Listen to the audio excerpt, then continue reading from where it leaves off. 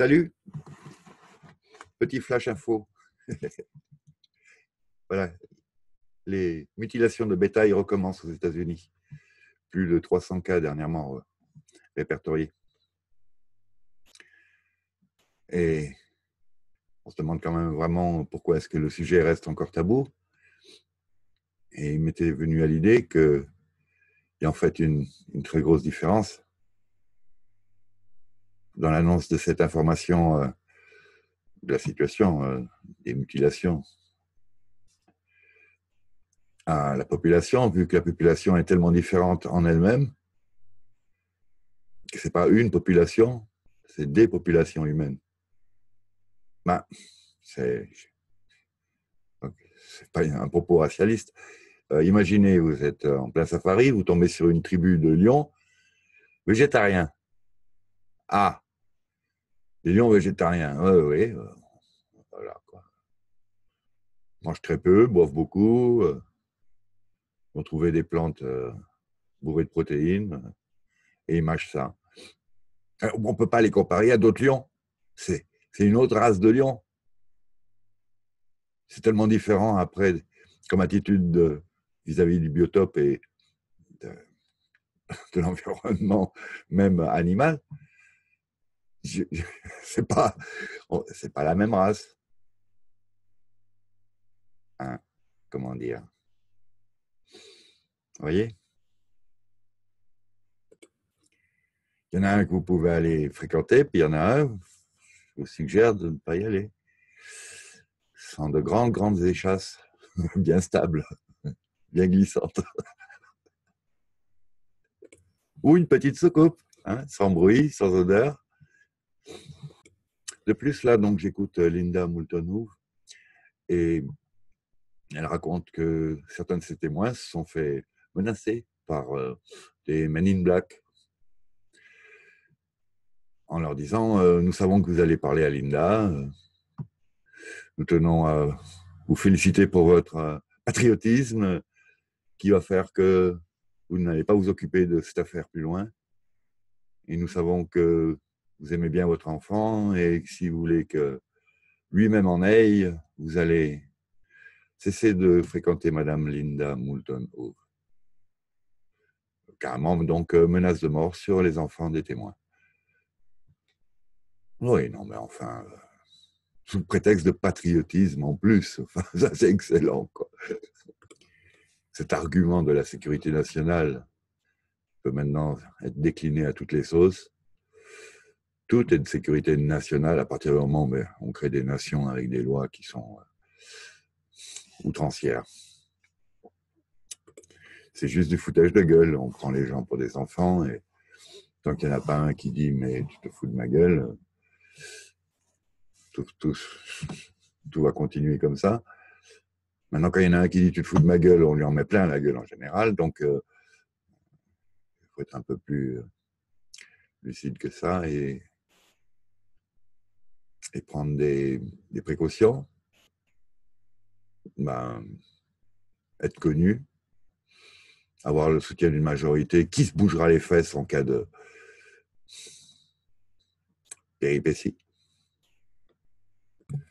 Son témoin en question voulait lui parler des vraies raisons de la Deuxième Guerre mondiale, qui a priori était vraiment une guerre par proxy au service d'autres races, qui, à mon avis, se vengent depuis très très longtemps. Leurs histoires de famille, il y a 10 000 ans, dans le croissant fertile, leurs guerres successives. Et vu leur durée de vie, ça ne les gêne pas d'attendre 10 000 ans que la Terre se déradioactivise, si on peut dire. En plus, après, il y a eu tous ces chocs traumatiques sur les populations. Et ça fait en sorte que le peu de gens qui tenaient debout avant les problèmes sont encore moins nombreux par la suite, ont encore moins de facilité à répondre à leur savoir, qui aide la communauté. Ce n'est pas un savoir pour affilier les gens, c'est un savoir pour libérer. Quand on doit aider tout le monde, on a vraiment envie qu'ils se débrouillent par eux-mêmes assez rapidement. Ça a beau être on appelle ça une vocation, ou une injonction télépathique préincarnation. Malgré tout, au bout d'un moment, on se rend bien compte que donc charité bien ordonnée commence par soi-même. Voilà. Sinon, en ce moment, au niveau de l'actualité, il y a la mise à jour d'une affaire entre Nixon, qui aurait laissé des time capsules, c'est-à-dire des capsules temporelles, c'est-à-dire des urnes avec des documents à l'intérieur qu'on retrouve bien plus tard dans le temps et qui permettent de dévoiler des secrets ou c'est un petit peu comme des journaux du bord qui nous permettent de faire des excursions historiques dans la réalité sous-jacente de certaines affaires. Par exemple, on attend avec impatience donc celle de JFK, mais bon, pour ce matin, on parlait de Nixon. Et il traite là-dedans de sa connaissance des ovnis. Nixon. Hein. Non, mais je dis ça parce que Tom DeLonge et la To The Star Academy nous ont sorti la CIA, la NASA, qui avoue qu'elle s'intéresse au sujet ovni depuis 5 ans. 5 ans. Y ayant attribué un capital de 20 millions de dollars. 20 millions de dollars sur 5 ans, c'est juste à peine de quoi payer les cacahuètes de l'apéritif à la fin des briefings, quoi. Il manque que des trillions de dollars. Un trillion, c'est 1000 millions. Non, un trillion, c'est 1000 billions. Et un billion, c'est 1 milliard. Donc, 20 millions sur, même pas des milliards, mais même pas des milliers de milliards, c'est vraiment un pourboire. Ou pour les cacahuètes. Donc voilà, c'est juste pour mettre un petit peu plus de clarté sur le fait que c'est une opération commerciale dans laquelle ils ont quand même déjà réussi à gagner, je ne me rappelle plus, mais on va dire 200 contributeurs à 1 000 $ chacun, au moins. Oui, c'est assez bizarre comme contribution publique. Ensuite, l'actualité des momies de Nazca. Alors, c'est toujours pas des momies. Hein. Une momie, ça a subi jusqu'à présent un processus de conservation dans lequel on a retiré les organes, on les a séchés, on les a emballés, ils sont à côté, dans les petites amphores, qui ont un nom qui m'échappe ce matin. Et là, on trouve des corps qui sont entiers, qui n'ont jamais été ouverts, qui sont morts, mais desséchés. Ils sont morts, oui, un peu. Depuis 1700 ans à 7000 ans, il me semble bien, des corps de différentes espèces qui vont entre les 20 cm, dirons-nous, jusqu'à 1,80 m, au moins. Il paraît qu'il y en a des encore plus grosses, mais ça, on ne l'a pas encore dit. C'est-à-dire un crâne de 70 à 1 mètre de diamètre. De diamètre, pas de circonférence. Et qui est encore dans la fouille. Mais bon, ça, c'est autre chose. Et donc, ces corps comportent des implants métalliques que d'autres moyens d'introspection que l'archéologie et la science officielle actuelle ont permis de définir comme étant des amplificateurs de chi, des moyens d'être en relation avec une intelligence artificielle, des moyens de vivre sans se servir de nos mains, enfin de leurs mains, qu'ils ont fort longues avec moins de doigts, mais plus de phalanges. Ils ont 3 doigts en général. Et qu'est-ce qu'on peut en dire encore? Leur nombre de côtes varie suivant leurs espèces, on va dire. Il y en a qui ont un cou qui pourrait être rétractible, ce qui nous rappelle tout à fait E.T., le film de Spielberg, qui ressemblait beaucoup, en fait, effectivement, à une des variétés qu'on a retrouvées, qui serait une sorte de mix entre des reptiliens, et parce qu'ils portent des œufs. Et quoi? Les insectes, j'aurais dit des fourmis comme ça, mais ils ont le crâne assez allongé. Ce qui est assez intéressant, c'est que je fais un rapprochement avec des statues qui ont été retrouvées à Göbekli Tepe, de ces entités-là. Avec un faciès assez simple, plat. Imaginez E.T. avec la tête plutôt allongée d'avant en arrière qu'en largeur. Voilà, cette tête-là. C'est donc pas celle qu'on a là à l'écran.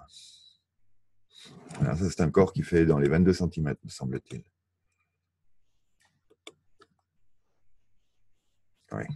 Ça s'en est un autre, c'est celui du désert de l'Atacama. Il est encore soumis à controverse, mais on s'en fout. Et controverses qui viennent de gens qui n'y connaissent rien, qui viennent d'arriver sur le sujet.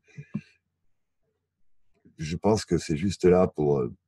ils ont le droit de s'amuser, de poser les questions. À mon époque, les enfants ne discutaient pas avec les adultes. Ils ne s'immisçaient pas dans leur conversation. Voilà. C'était pas méchant. Ils avaient le droit d'écouter.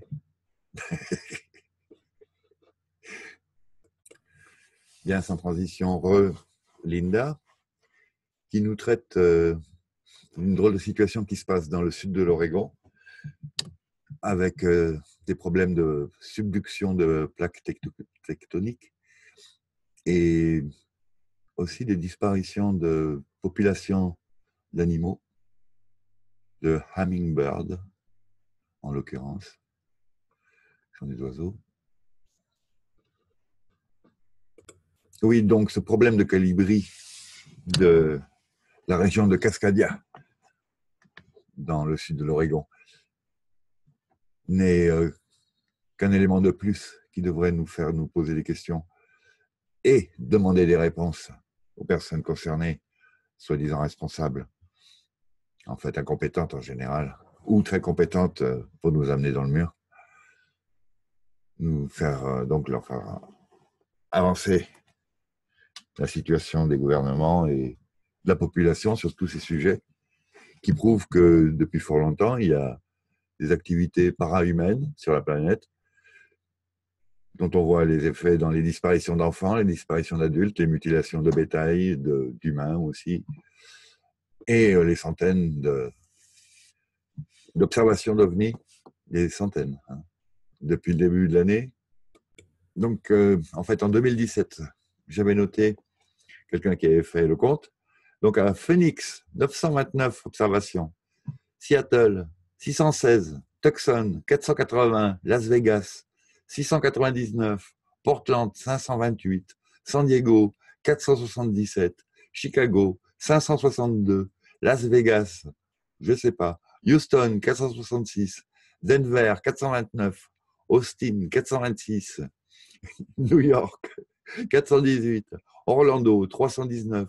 Springfield, 380. Albuquerque, 376. Miami, 375. Bien, pour l'année 1977, aux États-Unis, donc, 1990, 2017, j'y arriverai, excusez-moi. Et bon, vous allez me dire, les États-Unis, bah oui, ben, écoutez, chez nous, on n'en sait rien, et notre organisme, il est pire que le mufron. Il est infiltré aussi, mais en plus, c'est vraiment de l'ufologie, tous les boulons, voilà, on veut tout savoir, où, quand, comment, quelle lumière, mais on ne fait aucune enquête, et puis on s'intéresse surtout aux faits vus, et non pas aux arguments qui provoquent ces faits. Qui fait ça? Pourquoi? Avec qui? Comment? Depuis quand? Est-ce que ça a des conséquences?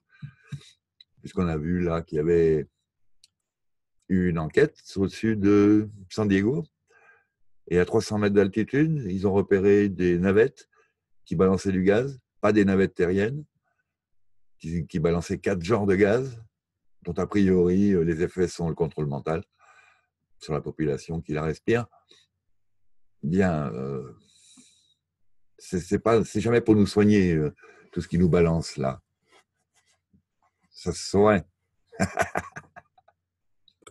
Et de même, pour en revenir à Nazca, certains des indices tenteraient à prouver que ces entités avaient été tuées, exécutées, parce qu'elles étaient mélangées génétiquement avec la race humaine. C'est-à-dire qu'il y avait eu des contacts très rapprochés, on va dire, Et il semblerait que ça a été une loi draconienne, que ces contacts étaient interdits. On se demande pourquoi. Est-ce que les hybrides obtenus auraient été moins contrôlables? On se demande vraiment pourquoi, quelque part. Puisque finalement, toutes les autorités n'arrivent jamais de faire des tests ADN entre espèces, hein, au bout d'un certain temps. C'est l'histoire qui nous apprend ça. Voilà. Je pense qu'on va arrêter ce petit flash pour maintenant. Au cas où, on en fera un autre. Salut!